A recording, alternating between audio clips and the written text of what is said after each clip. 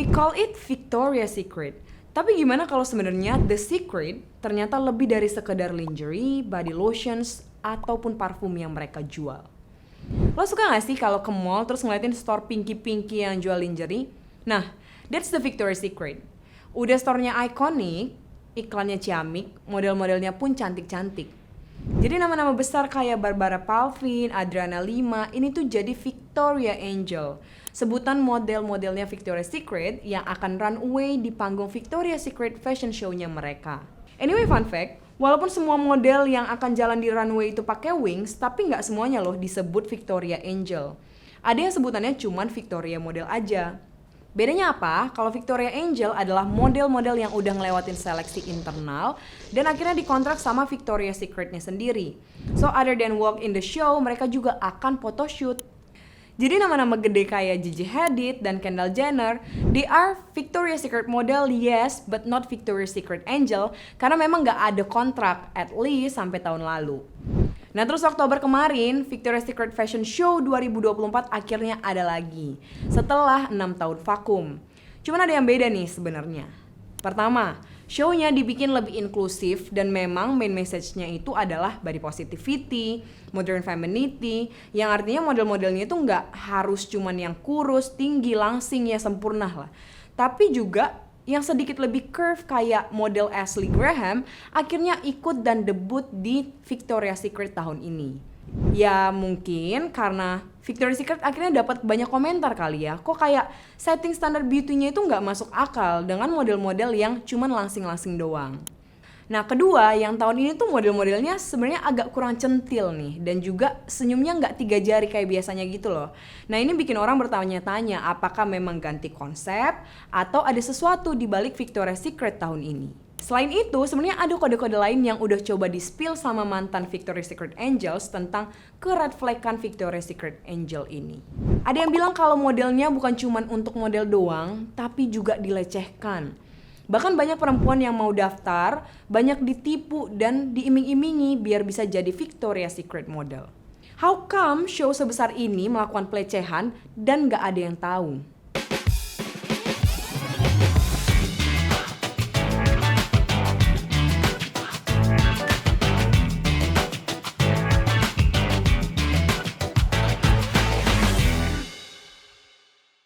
Victoria's Secret ini awalnya dibangun oleh Roy Raymond di Delaware. Pokoknya awalnya idenya itu dia cuma mau beli lingerie buat istrinya. Tapi pas tahun itu, which is 1977, masih agak tabu nih untuk cowok beli lingerie di toko-toko lingerie yang emang kebuka banget konsepnya di mall-mall. Akhirnya muncullah ide untuk bikin kayak exclusive store untuk memudahkan para suami membeli lingerie buat istri. Disitulah lahir Victoria's Secret di California. Namanya pun refleksi dari The Victorian Era, makanya pas store awalnya kebentuk pun inspirasinya dari era Victorian. Nah pada akhirnya perusahaan ini dijual ke Leslie Wexner nih di tahun 1982 karena adanya masalah finansial. Wexner ini adalah miliarder dan dialah orang yang bikin Victoria's Secret berkembang pesat sampai akhirnya masuk mall-mall, bahkan berhasil ekspansi kayak sekarang ini. Nilai penjualannya aja mencapai 1 juta US dollar pada tahun 1990 dan jadi toko pakaian dalam terbesar di Amerika. Nah makin berkembang akhirnya muncullah ide Victoria's Secret Fashion Show di tahun 1996. Victoria's Secret Fashion Show ini emang terbilang sukses lah ya, udah gitu totalitas banget juga.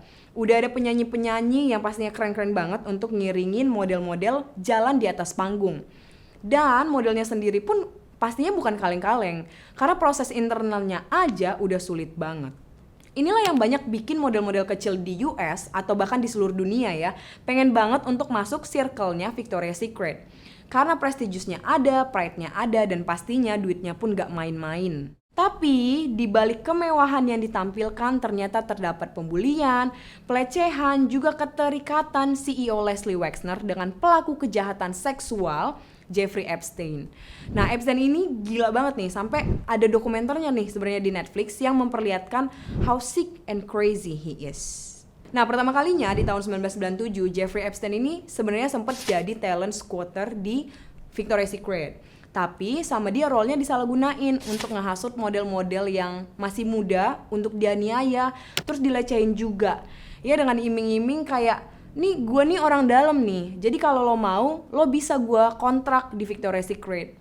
Again, karena ini memang mimpi banyak perempuan muda, jadi unfortunately banyak yang terjerumus. Makin banyak show, makin banyak model, semakin banyak juga ternyata yang terungkap. Salah satunya ada model bernama Bridget Malcolm yang pernah ngepost di TikToknya dia experience-nya selama menjadi model di Victoria's Secret. Dia pernah bilang kalau dia ditolak sama Ed Razek yang adalah Chief Marketing Officer Victoria's Secret untuk tampil di tahun 2017 hanya karena lingkar pinggulnya bertambah setengah inch.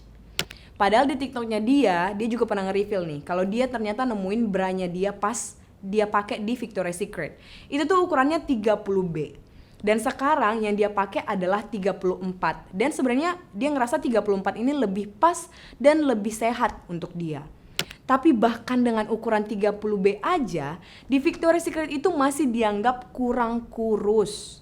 Sampai akhirnya Malcolm bilang pas diwawancara di 60 Minutes Australia, kalau pas jadi model sebenarnya di dalam pikirannya dia ya udah makin kurus makin baik, makin kurus makin baik.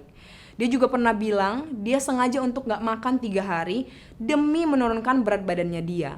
Alhasil ya dia sering pingsan, terus siklus menstruasinya juga akhirnya berhenti di umur 25 tahun. So the longest I managed to go without eating was 3 days. And I had to quit because I kept passing out. And I was annoyed with myself because I was determined to make it to 5 days. But I couldn't. I couldn't function. I couldn't move. And it was incredibly frustrating. I remember being so angry with myself and feeling as though I'd failed somehow in not being able to survive on just water for that long. In every which way, I was a shell. Personality, mental, physical, emotional, all of it. I was just... Bahkan fotografernya dia sendiri ya pernah ngajarin nih ke dia.